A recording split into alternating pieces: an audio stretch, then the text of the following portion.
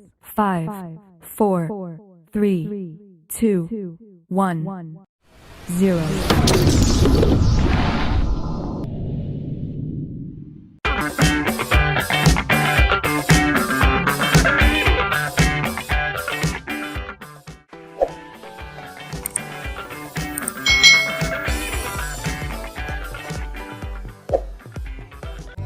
Hai. Selamat datang di channel YouTube Kak Citra. Apa kabar adik-adik semuanya? Kak Citra berharap kalian dalam kondisi yang baik, sehat, dan siap untuk belajar ya. Hari ini kita akan belajar bersama-sama di tema 7 kepemimpinan, subtema 1 pemimpin di sekitarku, pembelajaran yang kedua. Mari adik-adik kita belajar dengan penuh semangat ya. Tadi malam aku menonton pertunjukan orkestra di televisi. Aku terkesan dengan dirijen yang memimpin orkestra itu. Kenapa? Pemain orkestra dapat menampilkan permainan musik yang indah. Adik-adik, pernahkah kalian melihat pertunjukan orkestra? Mungkin di televisi atau bisa melihatnya secara langsung ya, atau kalian bisa melihat juga di YouTube. Nah, untuk memimpin orkestra itu ada seorang pemimpinnya adik-adik. Namanya adalah dirijen ya. Nah, dirijen ini tugasnya itu memandu para pemain orkestra ini untuk bisa memainkan alat musiknya dengan baik dan indah. Adik-adik, hari itu Dayu dan teman-teman mempelajari lagu baru. Lagu itu berjudul Ibu Kita Kartini, ciptaan dari W.R. Supratman. Inilah lagu yang dipelajari Dayu dan teman-temannya. Adik-adik pasti tahu kan lagu ini? Ibu kita Kartini, putri sejati, putri Indonesia, harum namanya. Ibu kita Kartini, pendekar bangsa, pendekar kaumnya untuk merdeka. Wahai Ibu kita Kartini, putri yang mulia, sungguh besar cita-citanya bagi Indonesia. Coba ya adik-adik, kalian berlatih lagu Ibu Kita Kartini ini. Mungkin bisa diiringi dengan musik ya, alat musik seperti gitar atau pianika atau keyboard atau organ ya. Kalian bisa menyanyikannya bersama dengan teman-teman kalian. Nah adik-adik, pada saat mereka menyanyikan lagu, setelah mereka menyanyikan lagu Ibu Kita Kartini tadi, ada seorang temannya yang membacakan pidato, memberikan pidato tentang Ibu Kartini. Yuk kita baca pidatonya. Assalamualaikum warahmatullahi wabarakatuh. Yang saya hormati teman-teman dan para hadirin semua. Hari ini merupakan hari yang bersejarah bagi kita semua. Tanggal 21 April adalah momen yang harus selalu kita syukuri. Kita mengenang perjuangan seorang pahlawan di masa lalu yang berusaha menjadikan perempuan mempunyai hak yang sama dengan kaum laki-laki.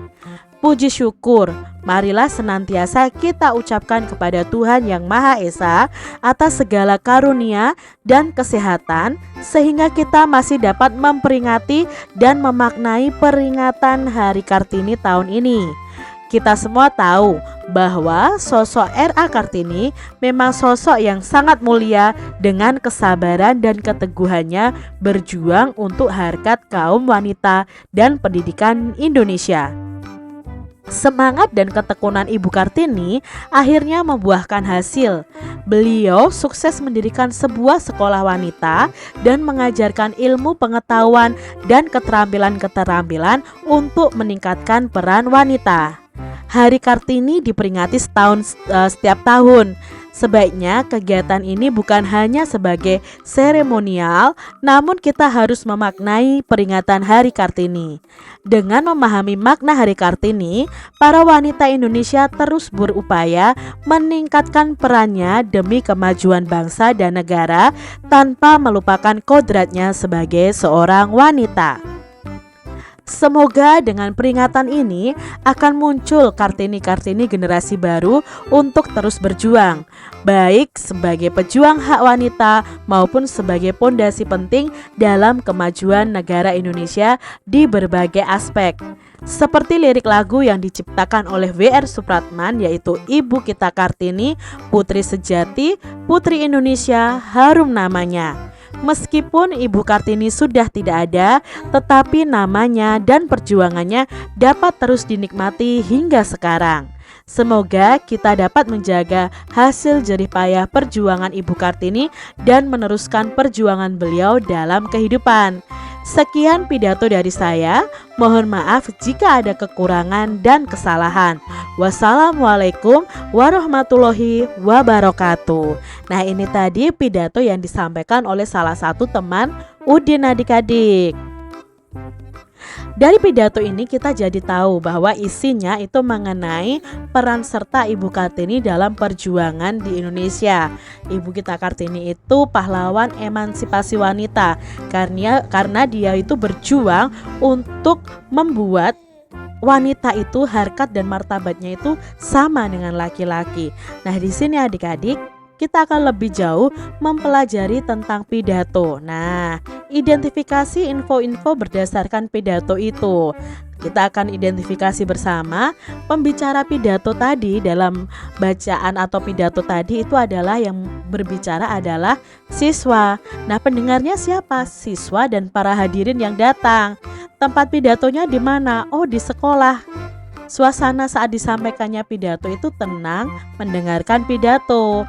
Poin-poin penting isi pidatonya tadi adalah yang pertama ada salam pembukaan, lalu yang kedua ada pendahuluan, menyampaikan tentang sejarah tanggal 21 April ya, memperingati Hari Ibu Kita Kartini. Lalu di situ setelah ada salam pembukaan, ada pendahuluan, ada inti pidato. Intinya tentang apa? Intinya tentang memaknai Hari Kartini dengan meningkatkan peran wanita demi kemajuan bangsa. Berikutnya ada penutup dan terakhir ada salam penutup. Itu bagian-bagian penting dalam pidato. Adik-adik, pada pembelajaran 1 kita sudah membuat konsep pidato berdasarkan bacaan. Ini tadi juga kita sudah belajar konsep pidato berdasarkan pidatonya yang ada. Nah, sekarang kita akan membuat konsep pidato dengan menuliskan dalam bentuk skema berikut ini.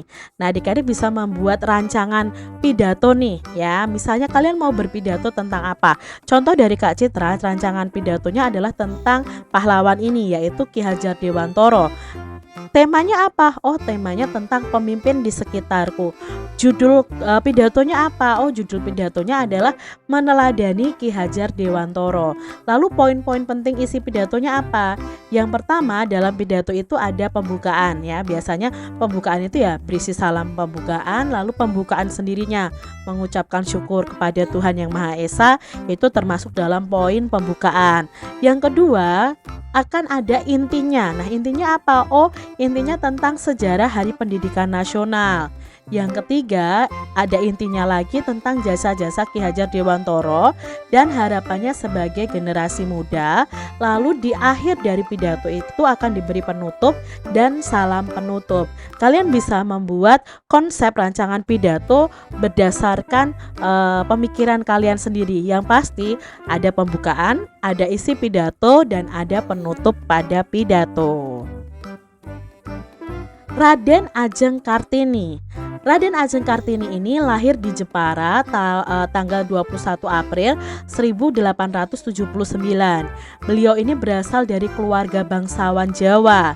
Kartini putri dari pasangan Raden Mas Adipati Aryo Sosroningrat dan M.A. Ngasirah. Beliau merupakan anak kelima dari 11 bersaudara. Kartini kecil berbeda dengan anak-anak perempuan di kampungnya. Ia mendapatkan kesempatan mengenyam pendidikan di sekolah yang bagus adik-adik.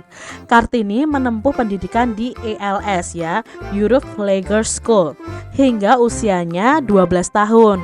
Setelah itu ia dipingit di rumah, sesuai tradisi Jawa pada masa itu.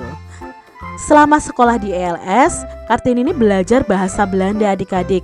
Karena bisa berbahasa Belanda, Kartini ini sering berkirim surat kepada teman-temannya di Belanda. Beberapa temannya yaitu Rosa Abed Danon dan Estel atau Stella Zihandiler ya. Nah, Kak Cira mungkin salah bacanya atau bagaimana ya. Kalian bisa lihat di sini ya, atau Stella ya. Ini teman-temannya yang dari Belanda. Surat-surat yang ditulisnya lebih banyak berisi keluhan-keluhan tentang kehidupan wanita pribumi yang sulit untuk maju. Kebiasaan wanita harus dipingit dan tidak bebas menuntut ilmu diungkapkan dalam surat-surat Kartini ini. Jadi zaman dahulu seorang wanita itu tidak boleh sekolah adik-adik. Mereka itu ya hanya di rumah mengerjakan bagian dapur seperti itu. Menurut Kartini, perempuan itu harus memperoleh kebebasan dan kesetaraan baik dalam kehidupan maupun di mata hukum. Kartini ingin melanjutkan sekolah ke Jakarta atau ke Belanda, tetapi orang tuanya tidak mengizinkannya adik-adik. Meskipun demikian, orang tuanya tidak melarangnya untuk menjadi seorang guru. Kartini pun mengajar anak-anak perempuan di sekitar rumahnya di Jepara. Pada usia 24 tahun, Kartini ini dinikahkan dengan KRM Adipati Aryo Singgih Joyo Adiningrat. Nah, kepada suaminya, Kartini ini menyampaikan bahwa ia ingin menjadi guru dan mendirikan sekolah adik-adik. Keinginan Kartini ini disambut baik oleh suaminya. Kartini didukung untuk mendirikan sekolah wanita di kompleks kantor Kabupaten Rembang.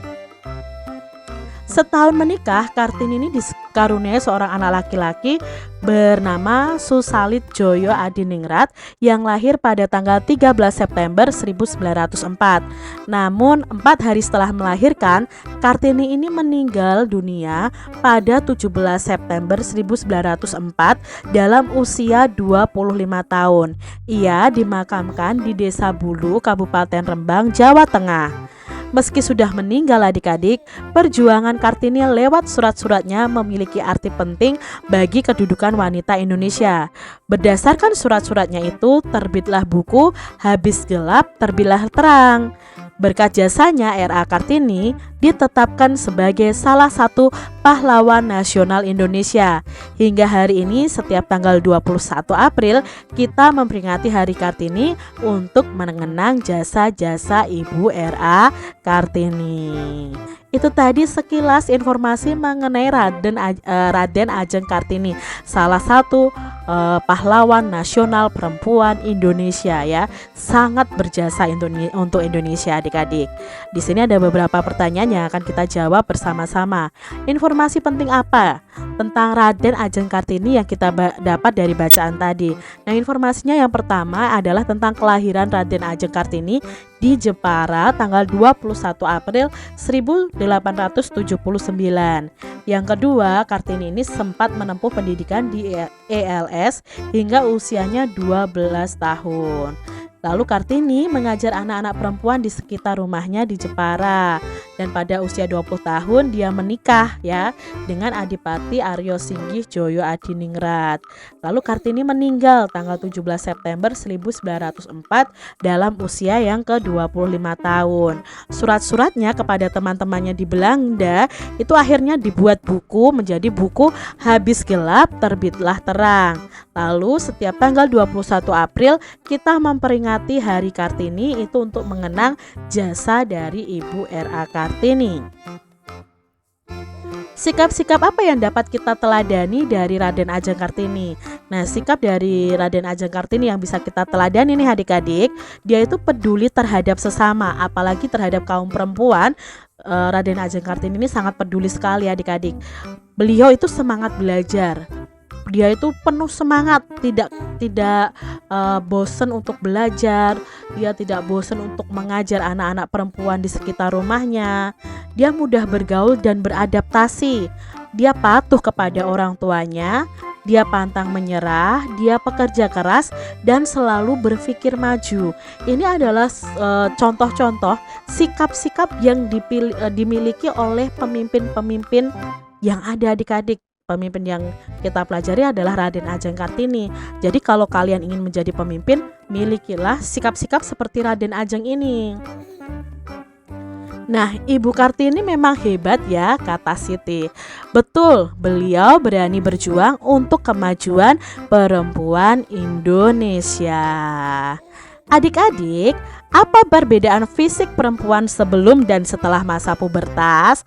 Nah, ini sebelum masa pubertas, ini sesudah masa pubertas. Apa ya perbedaannya? Yuk kita ingat-ingat lagi perbedaannya.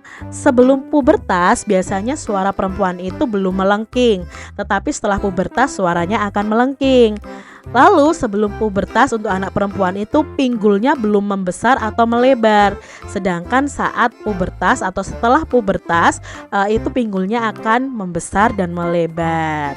Sebelum masa pubertas itu biasanya anak-anak belum tumbuh rambut di sekitar ketiak atau alat kelaminnya. Tetapi ketika sudah masa pubertas akan tumbuh rambut di sekitar ketiak dan alat kelaminnya. Sebelum pubertas biasanya dada belum membesar untuk anak-anak perempuan. Tetapi setelah pubertas dada dan payudara kita akan membesar adik-adik. Dan sebelum pubertas itu belum ada jerawat biasanya ya. Tapi setelah pubertas itu terkadang malah tumbuh jerawat karena kita akan menghasilkan banyak minyak-minyak nih, enzim-enzim yang mengeluarkan jerawat ini adik-adik. Itu biasanya pada masa pubertas anak perempuan. Sekarang kalian jadi tahu ya, apakah kalian itu masih di masa yang belum pubertas atau sudah memasuki masa pubertas. Demikian tadi adik-adik pembahasan kita di tema 7, subtema 1 pembelajaran yang kedua. Semoga video pembelajaran ini bermanfaat untuk adik-adik semuanya. Dan sampai jumpa lagi di video pembelajaran Kak Citra selanjutnya. Tuhan memberkati. Jangan lupa tekan tombol subscribe, lalu tekan loncengnya, tekan juga tombol like, lalu share ke media sosial kalian. Jangan lupa untuk ikuti media sosial Kak Citra. Terima kasih.